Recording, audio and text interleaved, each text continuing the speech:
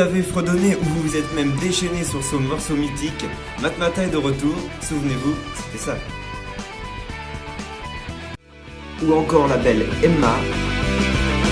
Et ma télé est allumée, et ma t'es là. Et dire que ma journée est à peine entamée. Enfin, il nous laissait en 2008 avec La Cerise. Ce ne sera que la cerise.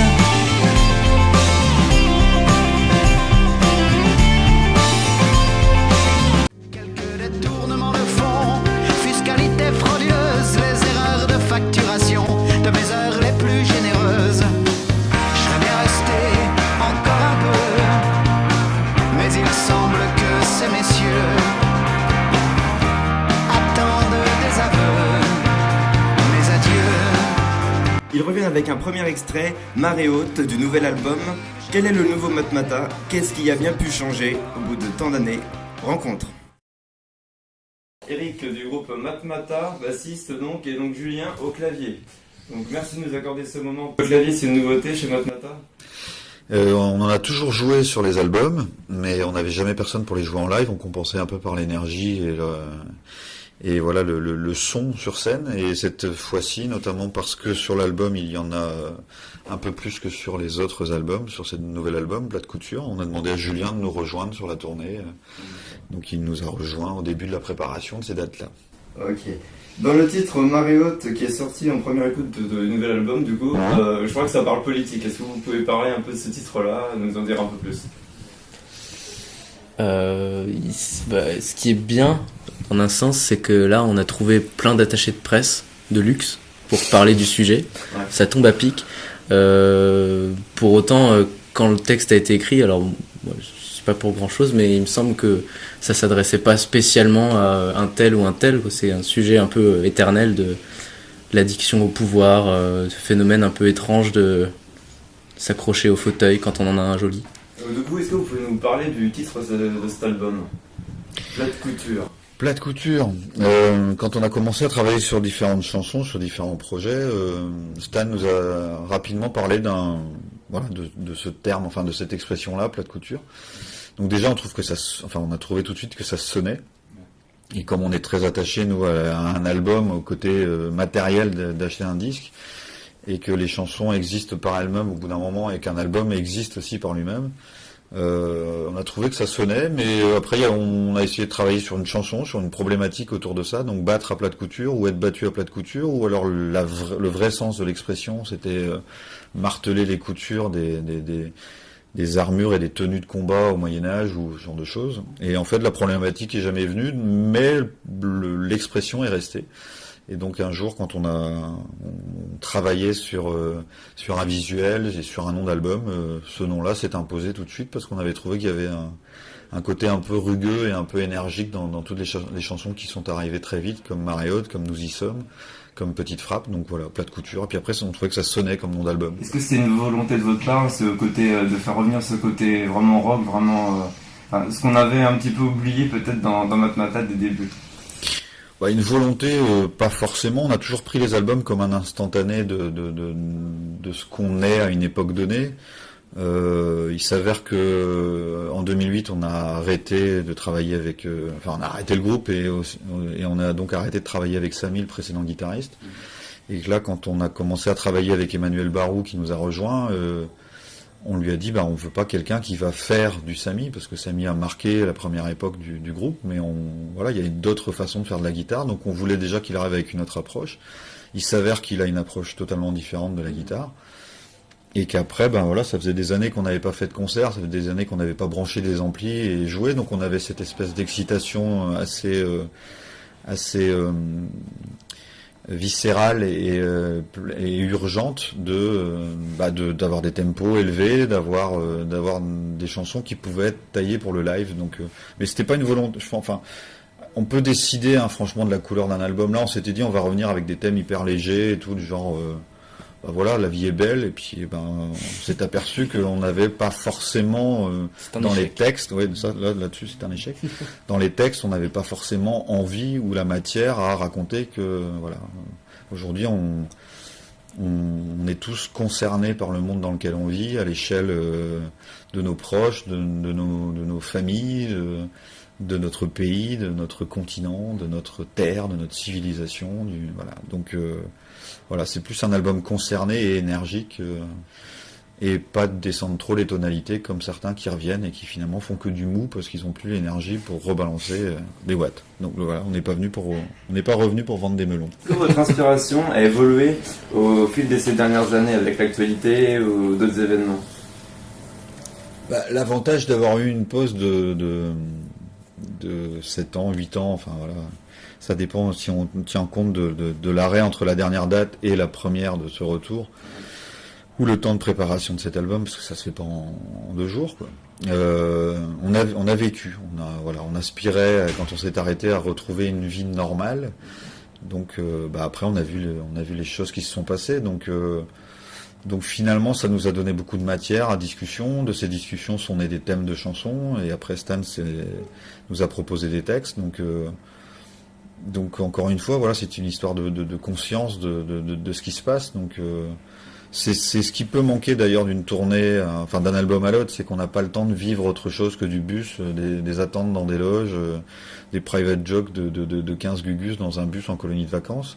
Et là, voilà, on a eu 8 ans pour vivre normalement et quand on s'est retrouvés, quand on s'est rencontrés et quand on a commencé à travailler sur cette tournée, enfin sur l'album et sur cette tournée, et on s'est aperçu qu'on avait tous envie de parler des Peshmerga, qu'on avait tous envie de donner un avis sur certains comportements, de donner un avis sur des représentants politiques qui nous représentent, qui ne sont pas dignes de nous représenter. Voilà, donc un propos de groupe. Avant de commencer l'album, je crois qu'on était à 29 titres. Ah oui. Donc voilà, ça veut dire que on a déjà de la matière pour passer au suivant. Ça a été difficile de choisir les morceaux, c'était évident. Nous, on n'a pas pu choisir. C'est les chansons qui s'imposent d'elles-mêmes. Alors, à partir du moment où il se passe quelque chose entre une musique, un arrangement, une couleur musicale et un texte, la chanson elle va au bout. Nous après déjà on ne la maîtrise plus en fait. Et puis il y a d'autres chansons, une qui était prête, qui a été enregistrée, et on n'arrivait pas à lui trouver sa place dans l'ordre de l'album, et on s'est dit que si on n'arrive pas à trouver sa place, c'est peut-être qu'elle n'a pas sa place. Donc on l'a gardée, on l'a mis de côté, c'est ce qui nous avait permis, quand on a sorti le coffret pour les 20 ans de la création du groupe, d'avoir des inédits qu'on avait enregistrés, mais qui, peut-être pas sur cet album-là. Il y a une chanson du deuxième album aussi qui s'appelle Out, qui est une des toutes premières chansons composées par Madmata. Et donc qui aurait dû figurer dans le premier album, mais la couleur musicale, c'était pas le bon moment, donc on l'a gardé puis on l'a sorti sur l'album d'après. Donc là peut-être que certains des projets qu'on avait créés pour cet album-là figureront sur un prochain album. On verra bien. Est-ce que du coup vous avez d'ores et déjà le projet de continuer sur la longueur à continuer Matmata, dans plus de régularité par exemple dans les sorties d'albums ou sur les concerts, ou là vous savez que vous tournez 1 an par exemple ou 6 mois et après on ne sait pas encore?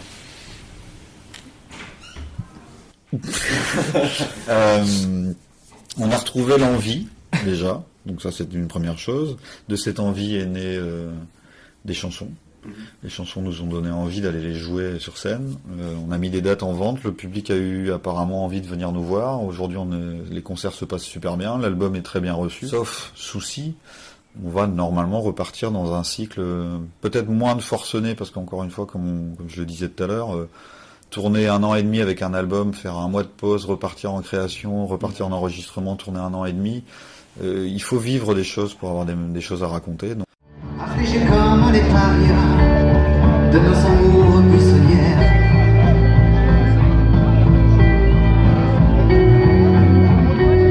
s'était posé juste là, entre le ciel et la terre.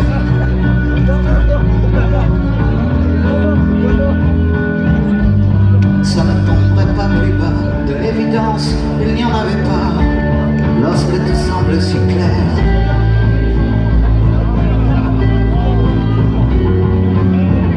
À l'évidence, on n'en voulait pas, beaucoup trop jeune et bien trop fier. Est-ce que vous vous considérez comme un groupe engagé? Non, parce qu'on n'a pas de couleur politique, on fait aucun prosélytisme, on est un groupe concerné et conscient. Voilà. Donc, et encore une fois, on essaye d'avoir un propos de groupe, c'est pas un artiste avec des musiciens, et à la limite l'artiste peut dire bah voilà ma couleur politique, voilà ma religion, voilà ce que j'aime manger, voilà ce que j'aime comme comportement, voilà les causes que je défends, ce genre de choses. Nous on doit avoir un propos de groupe.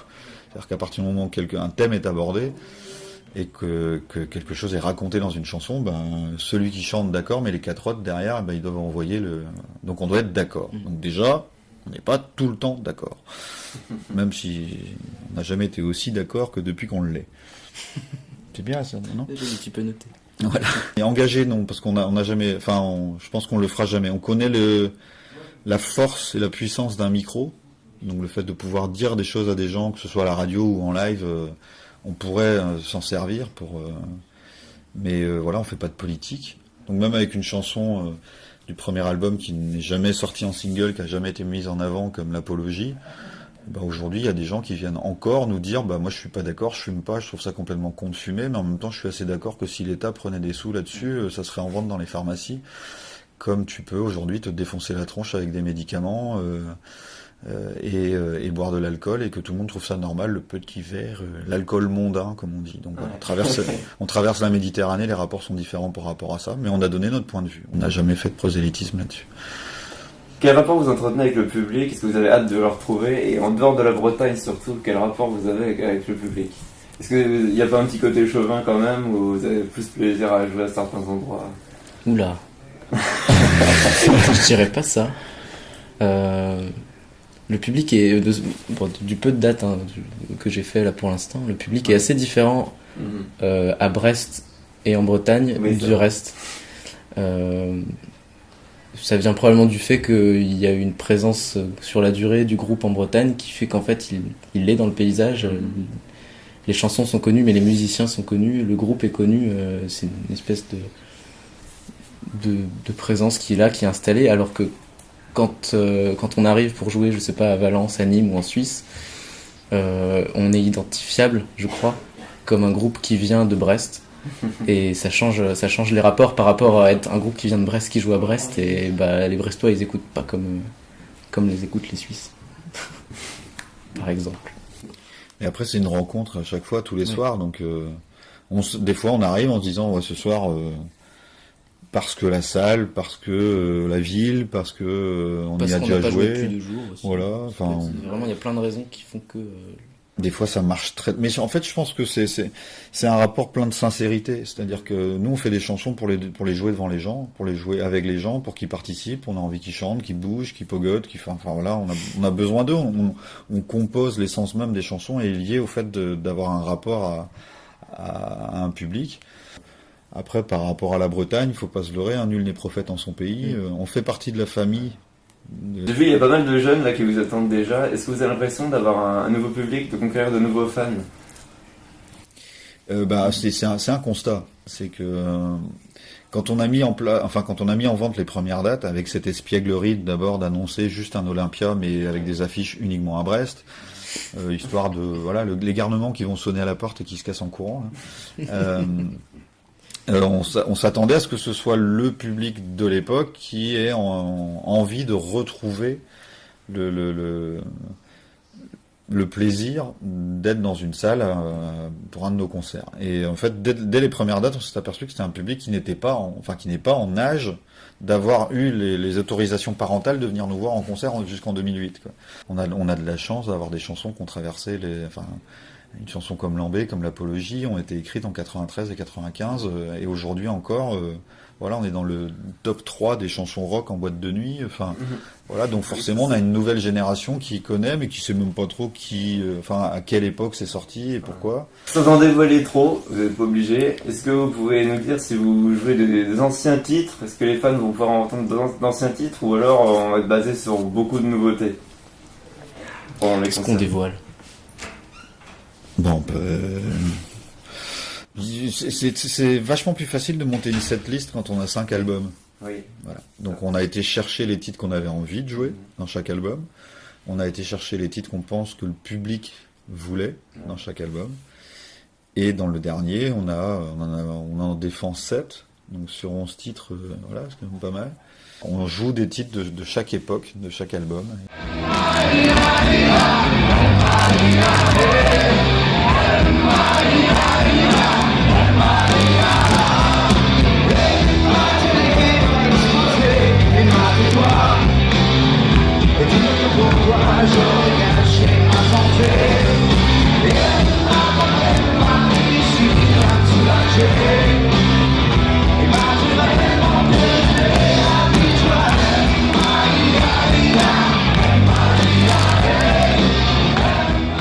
Donc la suite, c'est quoi? C'est une série de concerts qui va se prolonger jusqu'à l'été, les festivals, même après? Voilà, on va avoir un rythme un tout petit peu moins soutenu que ce qu'on a eu là depuis un mois, parce que ça commence à faire beaucoup. Belle tournée. On a encore quelques dates là en avril, en mai, et puis ça enchaîne sur les festivals cet été. Je sais pas combien on en fait cet été. Bon, je pense une trentaine. 30, 40. Ah oui, la plupart des festivals, j'imagine. Ouais, on fait beaucoup de gros Carré, festivals. tout ça. Carré. Landerneau. Pour revenir un petit peu à la Bretagne. Petite question bonus, avant de vous laisser du coup vous préparer pour le grand show de ce soir. Faites-vous toujours l'apologie du Marocco? Alors, on n'a jamais fait l'apologie. On a choisi d'appeler cette chanson l'apologie parce que l'article de loi dit il est interdit de faire l'apologie des produits stupéfiants. Donc voilà, c'était encore une fois une espèce de côté un peu tête bêche, empêcheur de tourner en rond. Voilà, elle aurait pu s'appeler autrement cette chanson. Mais on a eu une discussion avec Hubert Félix Thieffen par rapport à cette chanson. À l'époque, on avait arrêté de la jouer parce que notre précédent guitariste ne voulait plus. Ah oui. Et il lui avait dit, mais t'as pas le droit. Enfin, cette chanson, elle appartient au public. Tu l'as donnée au public, le public l'a accaparée, le public la réclame, donc tu la joues. Et il lui a dit, est-ce que tu crois que moi, je me pose la question de savoir si je vais continuer ou pas à jouer La Fille du coupeur de joint. Enfin, voilà. Je vais vous demander une dernière petite chose. Je vais vous demander d'essayer de vendre votre nouvel album de Face Caméra. Voilà. Si... Ça, c'est un exercice pour toi. Vous nous le vendre. Quel bel album.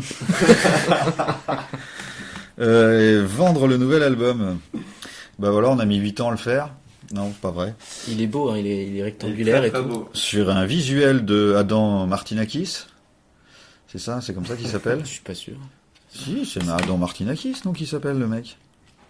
Où c'est qu'on peut trouver ça? Enfin bon, voilà. On y croit. on y croit, donc venez le découvrir en live. Voilà. Matbata, plat de couture. Bah, c'est chose faite. Voilà. Merci beaucoup d'avoir répondu à nos questions. Et donc, très bon concert ce soir et bienvenue au Terre Angevine. Profitez-en bien. Merci à vous. bien. À bientôt. Merci.